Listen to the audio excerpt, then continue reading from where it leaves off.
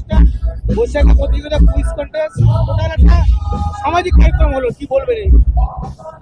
প্রথমেই আপনাদের চ্যানেলের মাধ্যমে ইংরাজি নববর্ষ এবং আজকে 12ই জানুয়ারি স্বামীজির জন্মদিনের সবাইকে শুভেচ্ছা জানাই এবং আন্তরিক ভালোবাসা জানাই।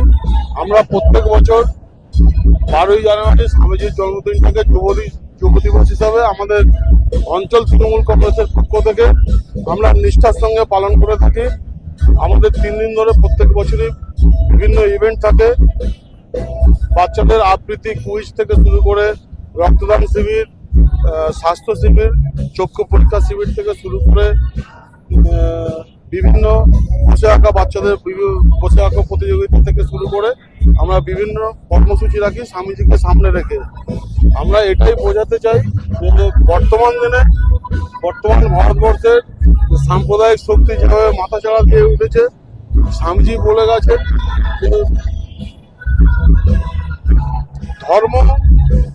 ধর্মের জায়গায় থাকবে, মানুষকে সেবা করাই হচ্ছে আর প্রকৃত ধর্ম। স্বামীজির কথা মাথায় রেখে স্বামীজির পথকে অনুসরণ করে বর্তমান দিনে প্রতিটি মানুষের চলা উচিত।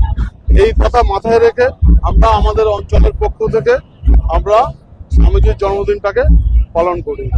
আজকে দেখলাম যে শীত বস্ত্র দিলেন, শাল দিলেন, কতজনকে দিলেন আর কি কি সামাজিক কাজ করলেন? আমরা 500 মশারি দিয়েছি, 500 চাদর দিয়েছি এবং আরো যারা উচ্চ মাধ্যমিকে আমাদের পার্শ্ববর্তী স্কুলগুলোতে যারা টপার হয়েছে তাদেরকে আমরা সেই সমস্ত ছেলে মেয়েগুলোকে আমরা সংবর্ধনা দিয়েছি। এইগুলোই আমাদের কর্মসূচি ছিল এবং আরো কিছু সামাজিক কর্মসূচি আমরা করেছি এর মধ্যে এই অনুষ্ঠানকে সামনে রেখে।